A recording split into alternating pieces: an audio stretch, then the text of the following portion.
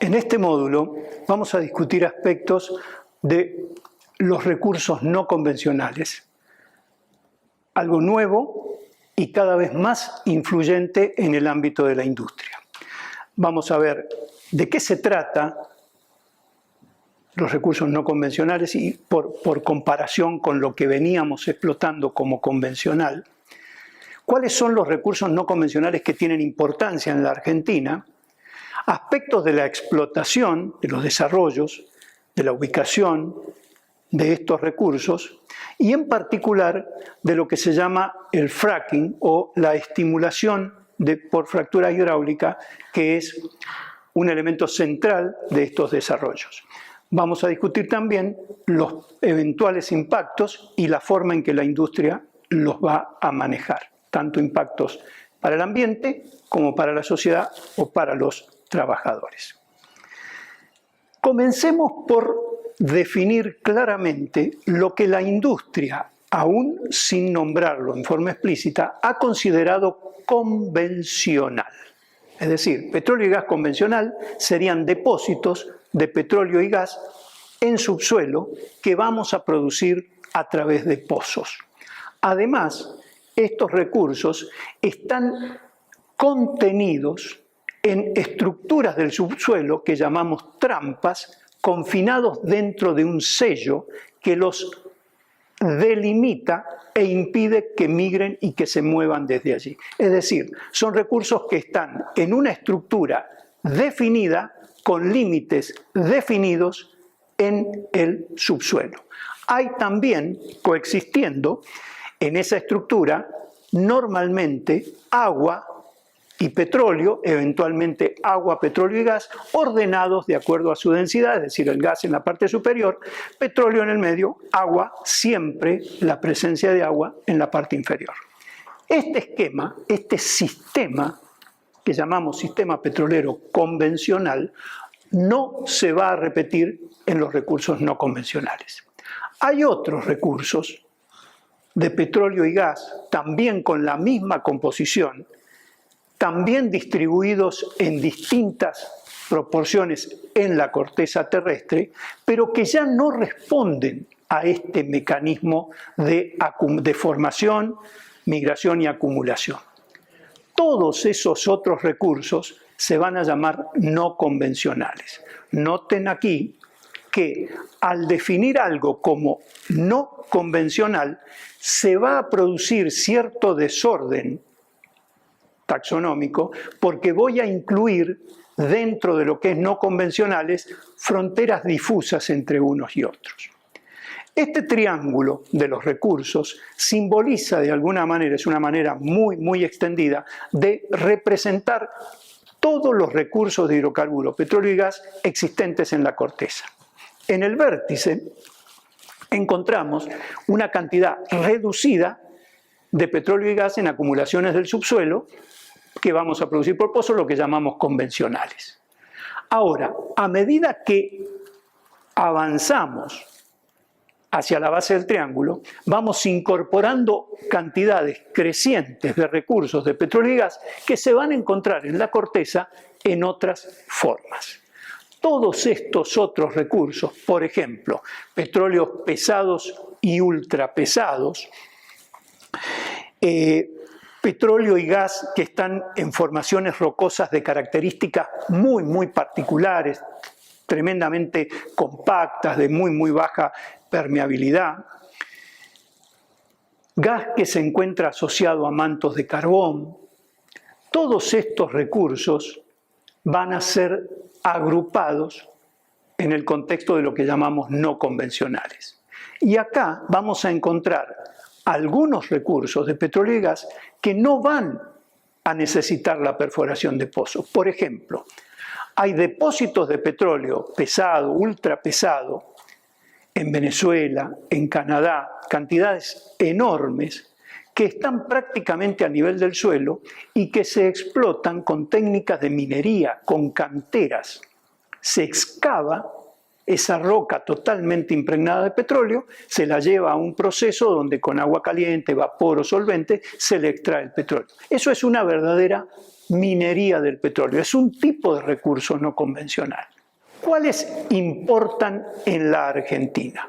En la Argentina, de toda la gama de recursos no convencionales conocidos y explotados en el mundo, hay dos que tienen una creciente importancia desde el punto de vista cuantitativo, cualitativo, y que son los que se denominan tight gas y shale, o el ejemplo clásico de estos shale, Vaca Muerta.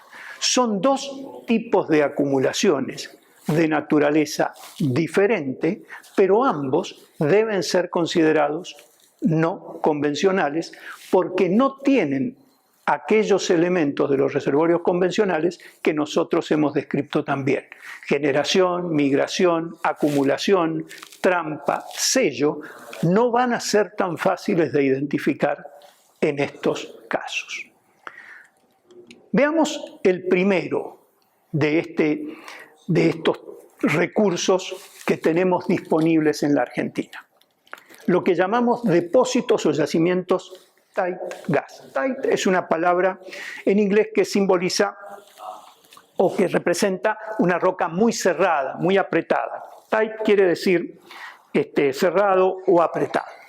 Vamos a comparar aquí, en esta imagen, una roca reservorio convencional, porosa y permeable, con granos cuya textura es apreciada, y una roca tight, que también es una roca porosa y permeable, pero ahora que tiene granos más finos, estructura más cerrada, y por eso extraer petróleo y gas de esta roca va a ser sumamente difícil. En principio, podríamos denominar tight a aquellos depósitos que se encuentran en rocas muy cerradas, pero vamos a ver que tienen además otras particularidades que los alejan de aquel esquema de petróleo y gas convencional que hemos definido. En este esquema, nosotros vemos que el gas de las acumulaciones tight, simbolizado acá con el color rojo, está disperso en extensiones grandes, kilómetros y kilómetros arealmente, y también verticalmente, puede haber 300, 400, 500 metros de espesor con mineralizaciones, con rocas mineralizadas con gas. Bueno, son acumulaciones muy importantes, como digo, tanto en extensión areal como vertical, dispersas, con límites difusos, sin una trampa identificada, muchas veces no asociadas con segregación del agua, es decir, pueden estar o no asociadas con agua, incluso puede estar el agua, como se ve en este esquema, con color azul, por encima, lo cual sería contraintuitivo, el agua está por encima de los depósitos de gas. Tienen también, habitualmente, presiones altísimas, muy superiores a las que corresponde a su profundidad, lo cual hace que su explotación requiera de tecnologías especiales, y se van a encontrar normalmente en rocas profundas, rocas sedimentarias profundas, en las zonas más profundas de las cuencas sedimentarias, en lo que se llama centro de cuenca. Para desarrollar estos reservorios no convencionales de tipo tight gas, vamos a recurrir a pozos verticales de mucha profundidad, normalmente superior a 4.000 o 4.500 metros, que van a atravesar sucesivos niveles, algunos de mayor espesor, 10, 12 metros, algunos de menor, 2 o 3 metros, muchos de ellos improductivos, algunos con relativamente buena producción de gas. En todos los casos, estas producciones van a ser subeconómicas, y para conseguir incrementar la producción a niveles que sean aprovechables, nosotros vamos a recurrir a una tecnología que es la estimulación por fracturamiento hidráulico. Es una técnica usada en la industria del petróleo desde los años 50 del siglo XX. En Argentina se fracturan pozos en la zona de Neuquén desde los años 1960-65 en adelante. Hay miles de pozos fracturados. Lo novedoso en estos pozos en que en lugar de tener una o dos capas en un pozo donde vamos a necesitar la fractura hidráulica, vamos a tener 10, 15, 20 capas que van a requerir 10, 15 o 20 etapas de fractura individuales. Acá tenemos a la izquierda un esquema de un pozo que ya ha sido fracturado. Noten ustedes esos diseños que tenemos sobre la capa productora de gas, en este caso identificada con verde. El pozo de la derecha tiene las capas también identificadas, pero todavía no ha sido fracturado. En cada uno de estos casos, en este caso serán 4 o 5 etapas de fracturamiento hidráulico las que van a ser necesarias para que este pozo se convierta en productor. Estos desarrollos de yacimientos tight que iniciaron en la Argentina a finales de los años 90, se han convertido hoy en una importantísima fuente de gas para abastecer a la demanda del país. Adicionalmente a los recursos tight, hay en la Argentina depósitos importantísimos de los que se llaman recursos shale. Shale es un nombre en inglés que define a un tipo de roca sedimentaria, roca que vamos a encontrar en las cuencas sedimentarias, que ya hemos conocido porque es la roca madre, la roca generadora, es la roca en cuyo seno se ha producido la descomposición de la materia orgánica para originar moléculas de hidrocarburos gaseosos y líquidos. Es decir, los desarrollos shale van a ir a producir el petróleo y el gas remanentes en la roca generadora, los que no migraron. Los vamos a encontrar en una roca extremadamente desafiante desde el punto de vista producción, porque tiene prácticamente cero permeabilidad.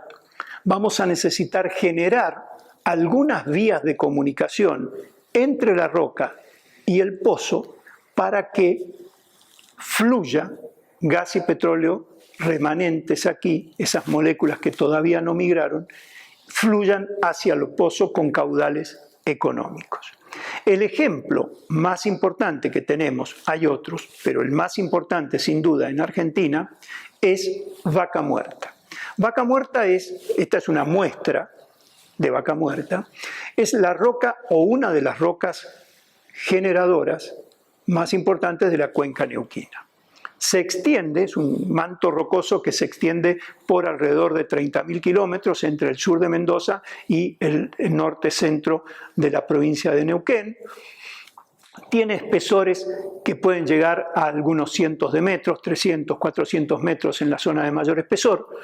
No todo ese espesor es uniforme en cuanto a calidad y propiedades. Hay algunos segmentos que son mucho más interesantes por su contenido de materia orgánica, por sus propiedades mecánicas y que van a ser los objetivos de desarrollo.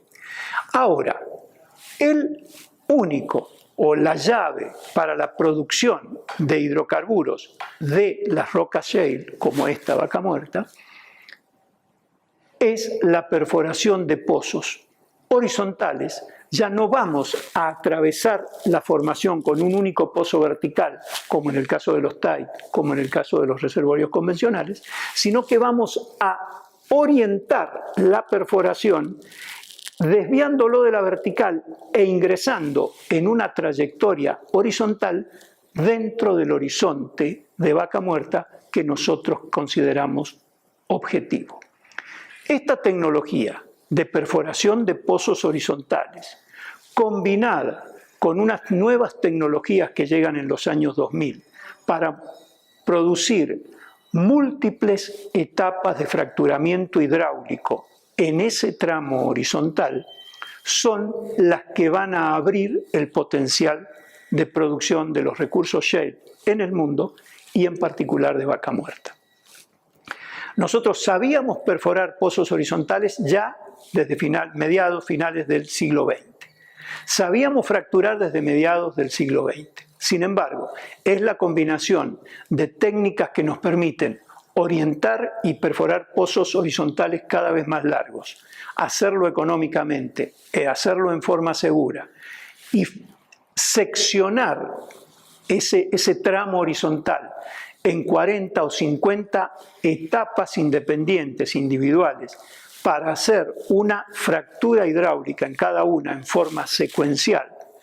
Hacer todo esto en forma práctica y económica y poner el pozo en producción en un tiempo razonable, que puede ser de un mes o dos, esas tecnologías son las que cambian el escenario y hacen que los recursos shale se incorporen a la oferta de recursos del mundo, primero en Estados Unidos, y rápidamente llama la atención Vaca Muerta, que como vamos a ver más adelante, tiene características que la hacen muy, muy destacable en el nivel mundial. Este mapa de la extensión de Vaca Muerta pinta con algunos colores lo que se llaman ventanas de madurez y que es una característica muy particular de los desarrollos de tipo shale, como Vaca Muerta, que no vamos a encontrar en ninguna otra acumulación, ni convencional ni tal. En los desarrollos shale, de acuerdo a la historia geológica, a lo largo de los millones de años de desarrollo de la cuenca, nosotros podemos identificar bandas o zonas de distinto grado de madurez de esa roca. Distinto grado de madurez significa distinto grado de transformación de la materia orgánica. La conclusión es que yo voy a encontrar en esas zonas, en esas ventanas, distinto tipo de producto. Esto es una característica única de los desarrollos shale. Yo ya no voy a buscar una trampa encerrada por un sello, limitada. Yo voy a encontrar en una enorme extensión de 30.000 kilómetros cuadrados bandas donde voy a desarrollar mis proyectos y que van a producir el fluido, sea gas o petróleo liviano o petróleo mediano, que le corresponde a esa banda. Es decir, la posición en la cuenca de determinado bloque productivo define lo que en ese bloque se va a producir. Y de esa manera también permite a los operadores orientar la búsqueda del producto que necesitan o que quieren producir o que necesita el mercado por la ubicación en la cuenca. La tecnología de pozos horizontales, que como vamos a ver también van a ser necesario perforar miles de pozos, por eso debe ser encarada como en modo fábrica, es decir, una producción en serie, con una logística asegurada, con toda una gestión que es muy particular, que ya se aparta de la gestión típica de los yacimientos convencionales, empieza por dominar la tecnología de la perforación direccional. Los pozos horizontales no se perforan en cualquier dirección, sino que hay una dirección preferencial que depende de las características geológicas de la zona, donde yo voy a orientar mi pozo. Los distintos pozos que voy a hacer en un proyecto van a ser todos paralelos porque todos responden a la misma estructura del subsuelo. Eso significa que tengo que dominar la tecnología que me permita ir a 2.000, 2.500 metros de profundidad, desviar mi pozo en la dirección y mantenerlo por 2.500, 3.000 metros de largo en esa dirección con una mínima tolerancia de unos pocos metros. Esto es un esfuerzo tecnológico extraordinario. Tengo que hacerlo en forma económica y tengo que hacerlo reduciendo los impactos al máximo. Por eso van a ver ustedes, como en este esquema a la izquierda, que tenemos desde una única locación en superficie la perforación de 4, 6 o a veces 8 pozos para minimizar el impacto, el uso del suelo, caminos, movimiento de equipos y demás. Es decir, desde una misma locación donde yo antes perforaba un pozo, ahora, moviéndome apenas 10 o 5 o 10 metros entre un pozo y el de al lado, puedo perforar 4 o 6 con mucho menor impacto en el uso del suelo, tanto por la locación en sí, por los caminos, por el movimiento de los materiales. El segundo aspecto es que yo en este pozo que he perforado y que tiene miles de metros, digamos 2.500, 3.000 metros de tramo horizontal, tengo que fracturar hidráulicamente, tengo que otra vez romper esta roca y lo tengo que hacer de forma eficiente, no lo puedo hacer en una etapa, por supuesto, no hay capacidad para hacer eso en una sola etapa, lo voy a hacer seccionando, dividiendo el pozo y tratando el pozo en etapas sucesivas, más o menos cada 100 metros voy a hacer una etapa. A veces la tendencia es hacer cada vez más denso este fracturamiento, con lo cual probablemente hoy las etapas tienen 50 o 60 metros de una a otra, y haré 50, 60 etapas de fractura en cada pozo. Esas etapas de fractura deben considerarse no como una explosión que destruye el pozo, sino como dentro del pozo, que tiene 10, 12 centímetros de diámetro por 2.500 metros de largo, digamos, hacer una serie de fisuras, inducir una serie de fisuras en la roca a partir de la inyección de agua con algunos productos químicos a muy alto caudal y presión. Es decir, lo que va a romper la roca es esta inyección de agua con productos químicos al que vamos a adicionar con un agente que llamamos agente de sostén, que va a ser del tipo de arena, que va a impedir que una vez que cese la operación, la roca se cierre. Es decir, esta operación de fractura hidráulica va a demorar, digamos, una semana, voy a hacer 50 etapas, inyectando en etapas sucesivas agua con arena y algunos productos químicos.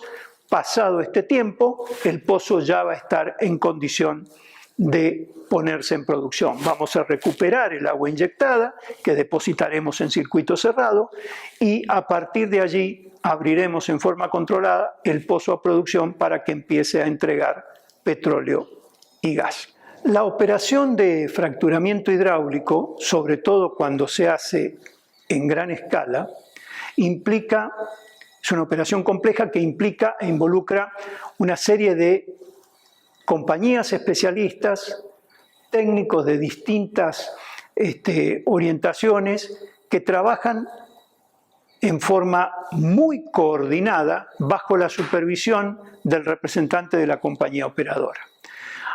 Esta imagen de una operación de fracturamiento hidráulico en Vaca Muerta me sirve para decir que hay unos 40 equipos pesados entre grúas, camiones, transportes, piletas, tanques, trailers, ubicados en una locación que tiene aproximadamente 100 por 150 metros, tiene un abastecimiento de agua desde el río, hay unas 60, 80 personas muy altamente capacitadas trabajando en una operación muy sincronizada y en condiciones de extrema precaución por los riesgos que pudiera involucrar para este ambiente, para las personas, para el equipo. Y esta operación se va a repetir, como dije, 40 o 50 veces por cada pozo. Si perforar un pozo podría demorar unos 20, 25 días hoy en Vaca Muerta. Terminada la etapa de perforación, se remueve el equipo de perforación que continúa perforando el pozo de al lado y se instala todo este equipamiento para la fractura. Se inician las fracturas y vamos a tener allí una semana más. Es decir, aproximadamente en 40, 45 días el pozo debería estar perforado y completado, listo para su conexión al sistema de producción. Terminada las fracturas hidráulicas, es decir, pasado estos 40, 45 días, todo el equipamiento se va a remover, se va a llevar a otra locación En la locación se va a limpiar todo, se va a restituir todo lo que se pueda al estado natural y va a quedar un espacio del tamaño de una 100% aproximadamente, limpio, cercado, donde va a estar 4 o 6 pozos, como dije, produciendo, conectados al sistema de producción, y no van a haber personas ni movimiento de equipos, y eventualmente no se va a tocar nada, salvo que haya alguna operación, medición, control, registro, modificación, cambio de válvulas, cambio de tuberías, que se van a ir haciendo a lo largo de la vida productiva del pozo. Estos pozos van a estar en producción 15, 20, 25 años. Por supuesto, la producción va a ir declinando, pero una vez que se perforaron, ya no vamos a necesitar ni reperforar, ni refracturar, ni volver a hacer operaciones mayores. Sí, cambio de algún equipo por obsolescencia, instalación de algún nuevo sistema de control, cambio de alguna tubería o de válvulas, etc. Este es el ciclo de vida de los pozos en Vaca Muerta. Respecto de la cuestión relación entre esta explotación de petróleo y gas y el medio ambiente, es necesario ser muy cuidadoso y tratar de mirar objetivamente el tema. Esta operación, como cualquier otra operación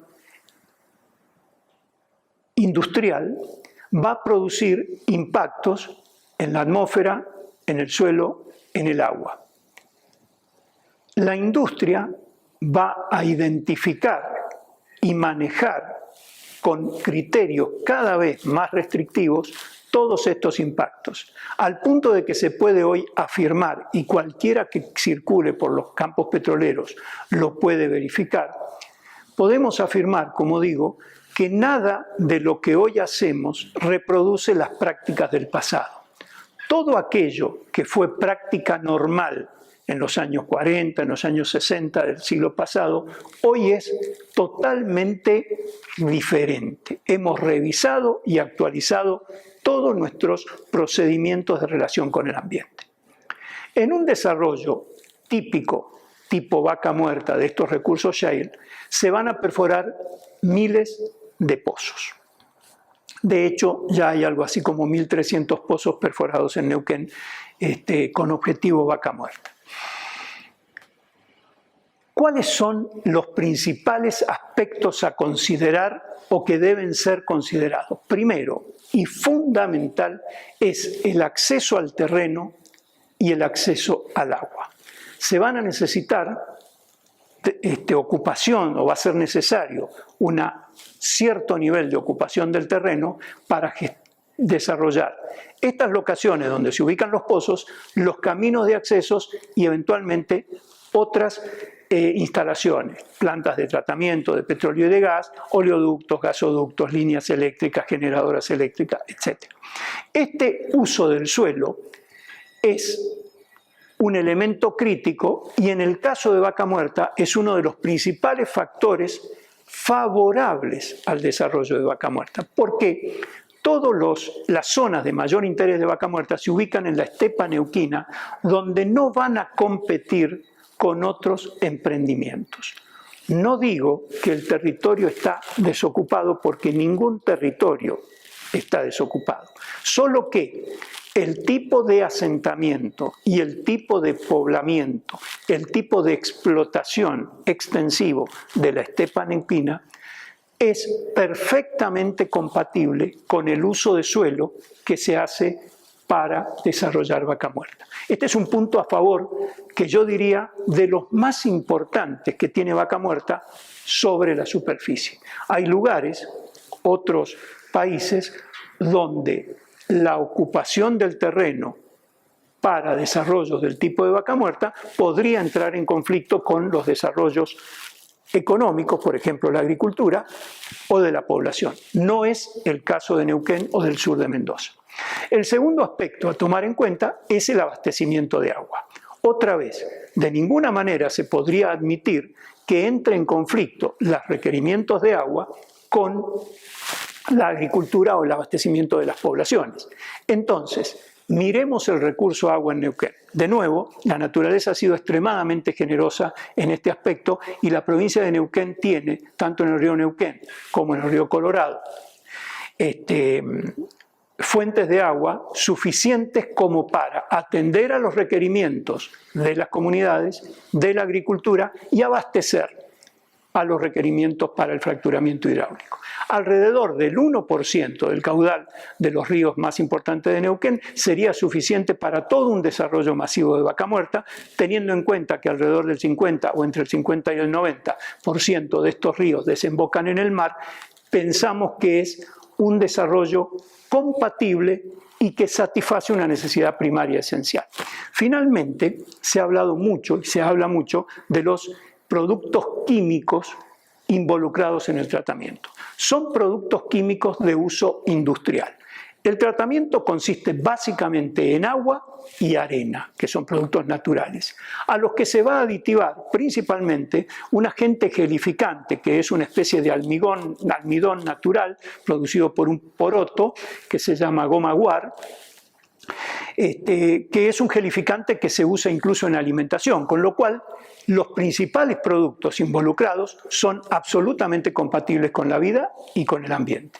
Se le agregan, sí, productos químicos del tipo de ácidos, solventes, tensioactivos o detergentes, bactericidas, que son productos de uso industrial, que se manejan por profesionales dentro de los requisitos y que podríamos encontrar en cualquier taller, en cualquier fábrica. Todos los productos, tanto que se van a inyectar como los que retornan del pozo, se van a manejar en circuito cerrado, no van a estar en contacto con el suelo, con el aire ni con el agua, y si eventualmente ocurriera un incidente, que hay un derrame, no son productos radioactivos ni cancerígenos, son productos que se van a aislar, se va a recoger el suelo contaminado, se va a llevar a un recinto bajo la supervisión de la provincia donde ocurre la operación y van a ser tratados por métodos de biorremediación y demás. La industria tiene procedimientos que igualan o superan los requerimientos normativos y está preparada para responder sin ningún tipo de duda a cualquiera de los desafíos que la convivencia con el ambiente nos plantea.